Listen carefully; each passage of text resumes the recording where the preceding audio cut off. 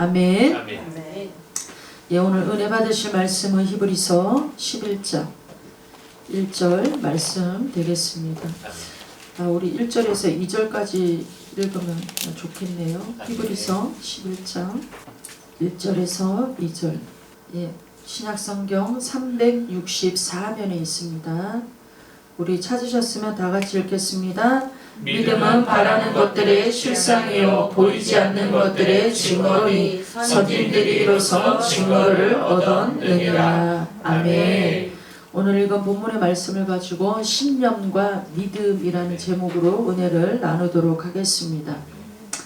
저와 여러분들의 시작은 하나님으로부터 시작되었다고 성경은 우리에게 분명하게 말씀하고 있습니다.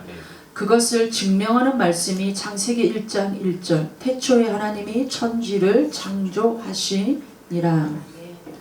완전하고 완벽한 시작이 하늘에서부터 하나님으로부터 시작되었다라는 것을 성경은 우리에게 선언을 해주고 있습니다.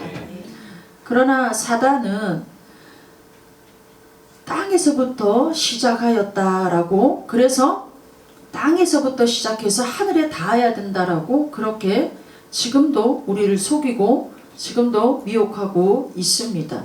우리가 잘 알고 있는 것이 바로 바벨탑 사건인 것이죠. 우리가 신앙생활을 할 때 가장 중요한 것이 무엇이냐면 믿음입니다. 믿음. 성경은 우리에게 계속해서 믿음에 관하여서 말씀하고 있습니다.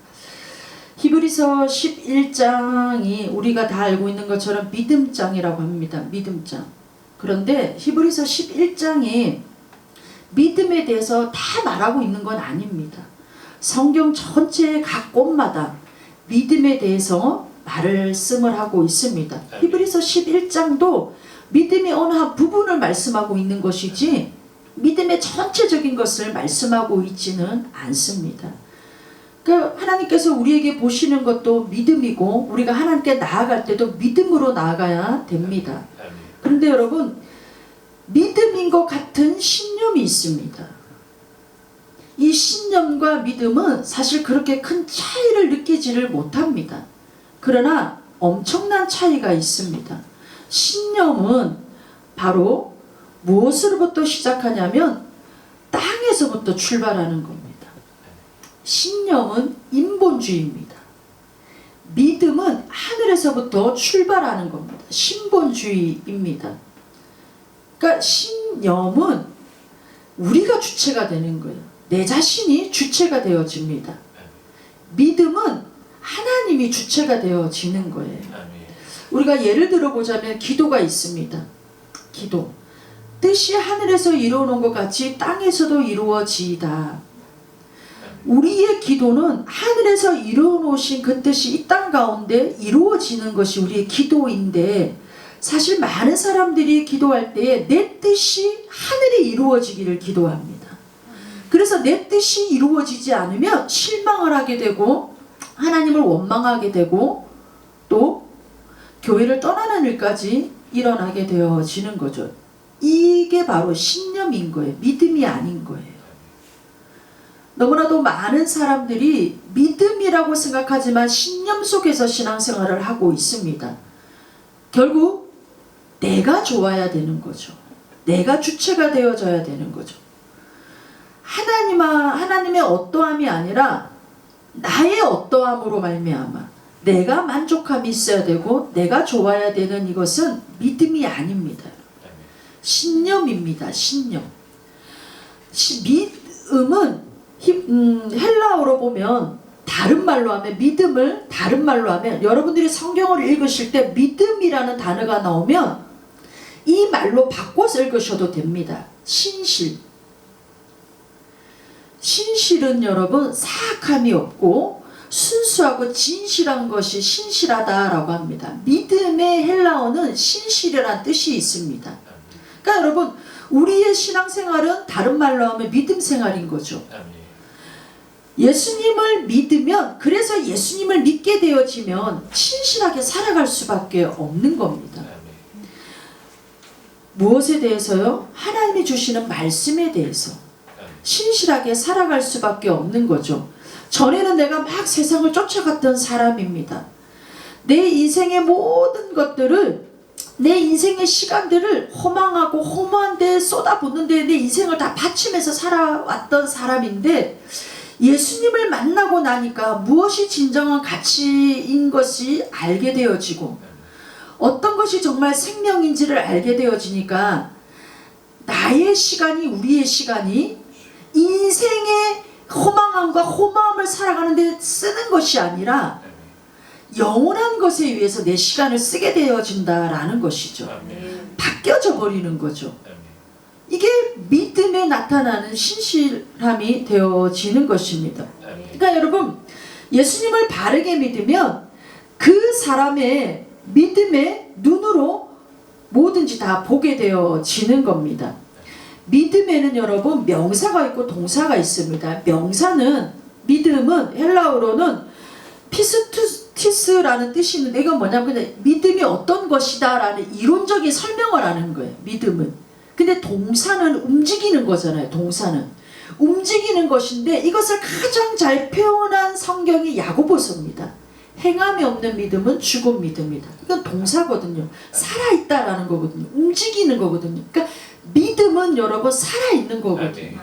그러니까 믿음은 살아있습니다, 여러분. 그래서 이 믿음을 헬라어로 말하면 피스투어라는 뜻이 있는데, 이게 뭐냐면 입증하다라는 거예요. 믿음은 여러분 반드시 입증하게 되어져 있어요. 믿음이라는 것 자체가 자기 스스로를 입증하게 되어져 있다라는 거예요. 이게 바로 여러분 믿음이라는 겁니다. 그러니까 히브리서 11장에도 보면 믿음에 관해서 전부 우리에게 이것이 믿음이다라고 딱 단정지어서 전부를 말하고 있는 게 아니라 일부분을 말씀하고 있습니다. 그러니까 히브리서 11장에 나오는 믿음은 그러면 과연 어떠한 믿음인가 우리가 한번 살펴보기를 원합니다. 먼저 11장을 보기 전에 10장을 보면 그 시대의 사람들이 어떠한 이 상황 가운데서 살아왔는지가 잘 이렇게 기록이 되어져 있습니다. 그 시대적인 배경을 보면 이 사람들은 예수를 믿는다라는 것 때문에 감옥에도 갇히고 또 소유를 빼앗기기도 하고 비난을 받고 환난을 당하기도 했습니다. 사람들의 구경거리가 되기도 했었습니다. 그래서 히브리서 10장 35절부터 39절의 말씀은 뭐라고 말씀하냐면, 그러므로 너희가 담대함을 버리지 말라. 이것이 큰 상을 얻게 하느니라. 너희에게 인내가 필요함은 너희가 하나님의 뜻을 행한 후에 약속하신 것을 받기 위함이라. 잠시 잠깐 후면 오실 이가 오시리니 지체하지 아니하시리라. 나의 의인은 믿음으로 말미암아 살리라. 또한 뒤로 물러가면 내 마음이 그를 기뻐하지 아니하리라 하셨느니라. 우리는 뒤로 물러가 멸망할 자가 아니요 오직 영원 구원함에 이르는 믿음을 가진 자라. 그러니까 히브리서 11장의 믿음을 말하기 전에 먼저 무엇이 우리에게 필요하다고 말씀하고 있냐면 인내가 필요하다. 인내가 필요한 믿음이 필요하다라고 말씀하고 있습니다. 의인은 믿음으로 사는데 그 의인이 믿음으로 사는 그 믿음이 뭐냐? 인내가 필요한 믿음이다 라고 말씀하고 있습니다. 그러니까 여러분, 믿음은 어떻게 생겨지냐면, 믿음은 여러분 우리가 사실 만들어내는 것은 아닙니다. 우리가 만들어내는 것은 여러분 신념입니다. 신념. 그러니까 믿음은 우리가 만들어내는 것이 아닙니다. 믿음이 어떻게 만들어지느냐면 로마서 10장 17절에도 그리스도의 말씀으로 말미암다라고 되어져 있습니다. 믿음은 들음에서 나고 들음은 그리스도의 말씀으로 말미암다라고 되어져 있습니다. 그러니까 믿음은 여러분 우리가 만들어내는 것이 아니라 말씀으로 말미암은 믿음이 되어진다라는 것을 우리에게 말씀하고 있습니다. 그러면서 히브리서 11장은 믿음은 바라는 것들의 실상이요 보이지 않는 것들의 증거니 선진들이 이로써 증거를 얻었느니라. 믿음은 보이지 않는 것들의 증거인데 믿음은 스스로 그것을 입증하는 것인데, 그러면 어떻게 이 믿음이 입증이 되어지는가를 히브리서 기자는 11장을 통해서 우리에게 설명을 하고 있습니다. 그러니까 아브라함 시대가 오기 전에 아벨에 대해서, 에녹에 대해서, 노아에 대해서 이야기를 하면서 믿음이 무엇인가에 대해서 우리에게 단계적으로 설명하고 있습니다. 그래서 우리가 한번 살펴보기를 원합니다. 우리 11장 4절에 보면 믿음으로 아벨은 가인보다 더 나은 제사를 하나님께 드림으로 의로운 자라 하시는 증거를 얻었으니 하나님의 그 예물에 대하여 증언하심이라. 그가 죽었으나 그 믿음으로써 지금도 말하느니라. 여러분, 사실 아벨의 시대에는 성경이 없었습니다. 그리고 하나님 주신 율법 이런 것도 전혀 없었을 때였습니다. 그런데 아벨은 믿음으로 제사를 드렸다고 성경은 기록하고 있습니다. 그러면 아벨이 하나님 앞에 믿음으로 드린 그 제사의 근거는 어디서 나온 것일까요? 성경도 없었고 율법도 없었던 시대인데 어디서 나온 믿음에서 하나님 앞에 제사를 드렸던 것일까요? 그것은 바로 하나님의 계시였습니다. 계시. 하나님의 계시로 아벨은 믿음으로 제사를 드렸습니다. 우리 창세기 4장 6절을 한번 보겠습니다. 창세기 4장 6절. 여호와께서 가인에게 이르시되 내가 분하여 함은 어찌 됨이며 안색이 변함은 어찌 됨이냐. 그러니까 가인에게 하나님이 하시는 말씀이죠. 하나님께서 가인과 아벨의 제사를 받고 나서 가인에게 책망하시는 말씀입니다. 책망하시는 말씀. 근데 하나님께서 뜬금없이 가인에게 책망을 하시지는 않았습니다. 분명 이 말씀으로 우리가 미루어 볼 때는 하나님은 가인과 아벨에게 어떻게 예배를 드려라, 제사를 드려라고 분명히 말씀을 하셨습니다. 그 시대는 그것을 계시라고 하는 거죠. 분명히 말씀을 하셨습니다. 그런데 여러분, 가인은 듣지를 않았던 것이죠. 분명히 믿음은 들음에서 난다고 되어져 있거든요. 듣지를 않았던 거예요. 그러니까 들음에는 여러분 두 가지의 영역이 있습니다. 들음에는 두 가지의 영역이 있습니다. 가인과 아벨은 똑같이 하나님 앞에 어떻게 제사를 드려라 라는 것을 받았습니다. 계시를 받았습니다. 우리가 설교를 들을 때에도 맞아, 그래, 저 말씀이야, 아 그렇구나 라고 우리가 할 때가 있죠. 이게 듣는 거잖아요. 이건 첫 번째, 그냥 지적인 동의를 하는 거예요. 지적인 동의를 하는 겁니다. 갈라디아서 5장에 보면 사랑으로 역사하는 믿음뿐이다 라고 기록이 되어져 있습니다. 믿음은 여러분 사랑으로 역사가 되어진다고 기록하고 있습니다. 그러니까 여러분, 아 그렇구나, 그래 저 말씀이야, 맞는 말씀이야. 그러면 사랑으로 역사하는 믿음이 되려면 어떻게 되어져야 되죠? 내가 지적으로 동의했던 그 들음이 내가 순종함으로 나타나게 되어지는 거죠. 이게 들음의 두 번째 단계입니다. 근데 많은 사람들은 여러분 그냥 지적인 동의에 끝나고 맙니다. 그래 맞아, 저 말씀이야, 맞구나, 여기까지는 잘하죠. 근데 여기에 끝나버리는 거죠. 그 다음 단계인 여러분, 마음이 움직여서 순종하는 데까지는 나아가지를 않는 것이죠. 자신의 의지를 움직여서, 마음이 움직여서 순종하는 데까지는 나아가지를 않습니다. 그래서 여러분 우리의 믿음이 자라지를 않는 거예요. 그냥 지적인 동의로만 끝나는 겁니다. 여러분, 데살로니가 교회도 여러분 큰 지진으로 굉장한 어려움을 겪었던 교회입니다. 제가 창립 10주년 때도 인사말로 이 말씀을 꼭 넣었습니다. 믿음의 역사와 사랑의 수고와 소망의 인내를 가지고 우리 회복교회도 달려가기를 원한다. 이게 여러분 믿음의 완전체입니다. 믿음의 역사와 사랑의 수고와 소망의 인내, 주 예수 그리스도를 향한 소망의 인내를 가지고 나아간, 이게 바로 믿음의 완전체. 데살로니가 교회가 큰 지진으로 어려움을 겪고 있을 때 사도 바울이 그들에게 이런 편지를 쓰면서 이렇게 권면을 했던 내용인 거죠. 그러니까 여러분, 들음은 리스닝이자 듣는 거잖아요. 그러니까 어떻게 들어야 되냐면 내가 들은 그 말씀이 내 마음에 을 움직여서 내가 순종함으로까지 나아가는 게 듣는 겁니다. 그러니까 히브리서 10장 17절에도 믿음은 들으면서 난다라고 하는 그 말씀이 그냥 단지 듣는 것으로 끝나는 게 아니라는 거예요.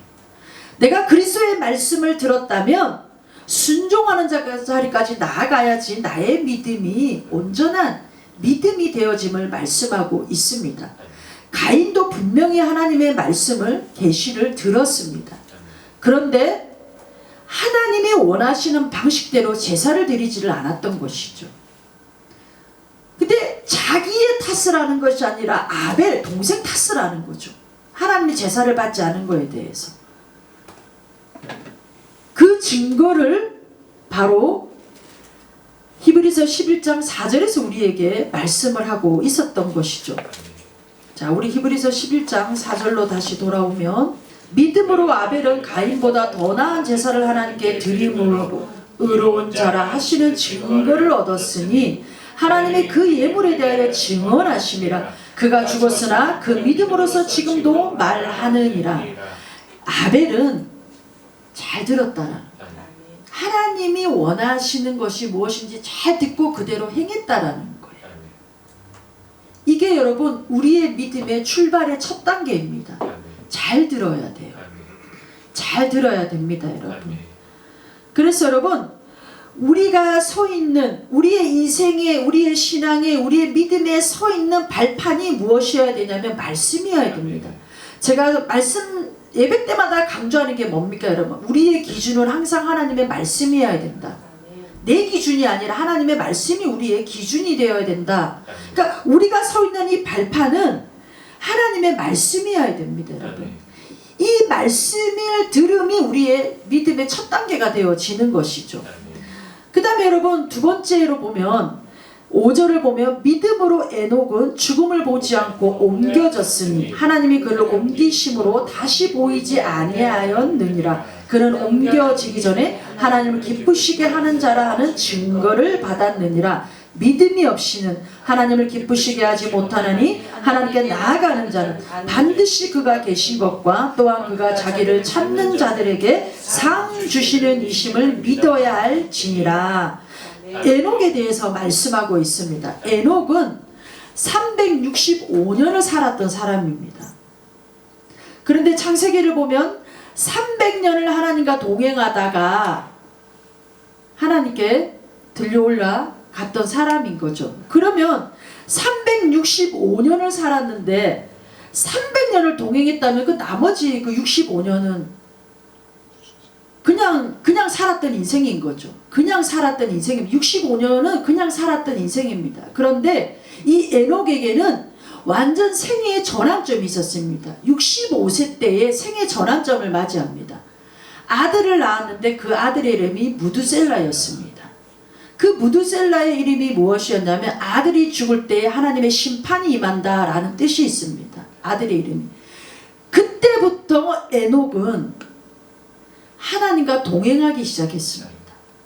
그래서 300년을 동행하다가 에녹은 하나님께 들려서 올라갔는데 들려서 올라갔다는 말을 하지 않고 히브리서 11장 5절에 보면 옮겨졌다라는 말을 3번 반복하고 있습니다. 옮겨졌다라는 거, 옮겨졌다. 여러분, 저와 여러분들도 옮겨진 자들이죠. 사망의 권세에서 우리는 생명으로 옮겨진 자들입니다. 흑암의 권세에서 사랑의 아들의 나라로 우리는 옮겨진 자입니다. 믿으십니까? 아멘. 그러니까 여러분, 그렇게 여러분 무두셀라가 969년을 살았습니다. 969년을 굉장히 1000년 가까이 살았습니다. 이 아들 무두셀라가 죽을 때 하나님의 심판이 임한다. 너무 긴 시간이죠. 긴 세월이잖아요. 그런데도 여러분 에녹은 그 말씀을 듣고 믿었다라는 거죠. 하나님과 동행했다라는 거죠. 그러니까 여러분 하나님의 말씀을 들은 자, 저와 여러분들은 사망의 자리에서 생명으로 옮겨진 자들입니다. 생명으로 옮겨진 자들입니다. 여기서 믿음이 없이는 하나님을 기쁘시게 하지 못하나니 반드시 자기를 찾는 자들에게 상 주신다. 이 상은 어떤 상이냐면 여러분 생명의 상입니다. 생명의 상. 영생의 상입니다. 영생의 상. 그러니까 하나님은 믿음으로 하나님을 기쁘시게 하는 그 자들에게는 영생, 생명의 상을 주신다라고 그렇게 말씀하고 있는 거죠. 그 에녹이 생명의 상을 받았잖아요. 영생의 상을 받았던 사람입니다. 그 다음에 여러분 세 번째로 등장하는 사람이 7절에 보면 노아가 나옵니다. 믿음으로 노아는 아직 보이지 않는 일에 경고하심을 받아 경외함으로 방주를 준비하여 그 집을 구원하였으니 이로 말미암아 세상을 정죄하고 믿음을 따르는 의의 상속자가 되었느니라. 그러니까 노아가 방주를 짓게 된 동기에 대해서 말씀하고 있습니다. 노아가 방주를 짓게 된 동기가 무엇이냐면 아직 보이지 않는 일에 대한 경고를 받았다라는 거예요. 보이지 않는 일에 대한 경고가 뭐냐면 하나님의 심판에 대한 경고를 받았다라는 겁니다. 그러니까 하나님께서 경고하시는 그것을 받았다라는 거예요. 그것을 받았다라는 겁니다. 경고하신다라는 걸 다른 말로 하면 책망입니다. 책망. 그래서 여러분 디모데후서 3장 16절에 보면 하나님의 말씀은 바르게 함과 교훈과 책망함이 있다고 말씀하죠. 분명히 하나님의 말씀은 여러분 책망이 있습니다. 오늘날 많은 그리스도인들은 책망받기를 너무 싫어합니다. 권면받기를 싫어합니다. 그러니까 사실 여러분 너무나도 안타까운 현실이지만 저희 교회에서도 책망을 하거나 이 권면을 하면 여지없이 결론은 떠나는 거더라고요. 근데 여러분 반드시 하나님의 성경은 하나님의 말씀은 책망이 들어가 있습니다. 그 책망은 여러분 우리를 깨우게 하기 위한 것이죠. 우리에게 깨우기 위한 것입니다. 여러분 그것이 여러분 무엇이냐면 믿음은 바라는 것들의 실상이야 보이지 않는 것들의 증거. 이 증거도 여러분 다른 말로 하면 책망입니다. 여러분 책망. 책망이라는 뜻이 있습니다. 그러니까 노아는 하나님께서 여러분 세상에 대한 책망을 들었던 거예요. 내가 어떻게 세상을 책망할 것이고 어떻게 내가 세상에게 경고하고 심판할 것이다 라는 것을 들었습니다. 여러분 그래서 여러분 정말 책망을 들었던 노아는 그것이 동기가 되어서 방주를 준비하게 되어졌던 것입니다. 그러니까 책망을 하게 되면 두 가지의 또 부류가 있습니다. 여러분 완전히 무시를 해버립니다. 무시를 해버립니다. 아니면 내면에 깊이 이것을 새겨서 두려움으로 반응을 합니다. 두려움으로.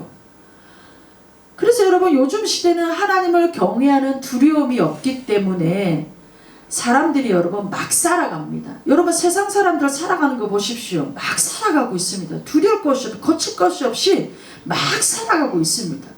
근데 너무나도 안타까운 것은 교회 안에도 하나님을 믿는다라고 하는 사람들도 막 살아가고 있는 사람들이 너무나도 많이 있는 거죠. 그러니까 여러분 그래서 지금은 여러분 노아의 시대라고 말씀하고 있는 거죠. 노아의 시대. 마지막 때는 노아의 시대다.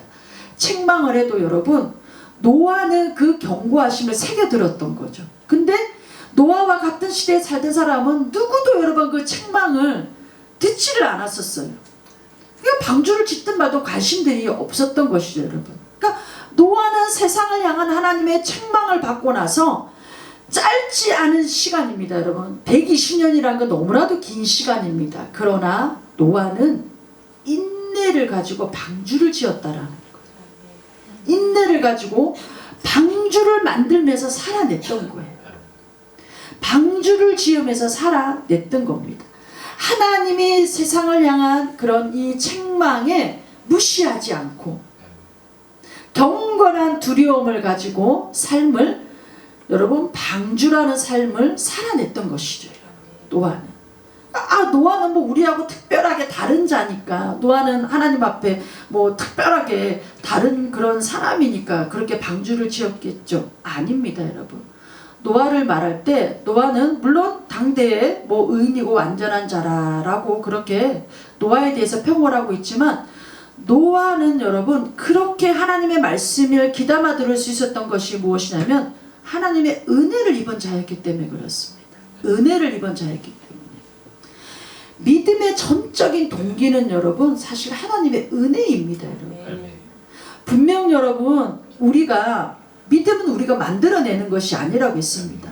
사실 저와 여러분들이 내가 믿음을 가져야지 한다고 믿음이 되어지는 건 아니잖아요. 우리가 경험해본 바로는. 진짜 하나님의 은혜가 있어야 그 믿음이 되어지는 거잖아요. 그러니까 여러분 노아가 입었던 그 은혜 바로 저와 여러분들이 오늘날 하나님도 우리에게 은혜를 주신 것입니다. 노아가 그렇게 하나님 앞에 그 경고하심을 받고 방주를 지을 수 있었던 것은 정말 하나님의 은혜 때문이었던 거죠. 은혜. 그러니까 저와 여러분들에게도 하나님은 오늘도 은혜를 주시는 것이죠. 여러분. 제가 지난주에 기도하면서 들었던 생각들이 뭐냐면 물고기가 생각이 났습니다. 물고기가 여러분 물속에 있을 때 그 물 안이 얼마나 여러분 안정적이고 행복하고 평안한 곳입니까 여러분.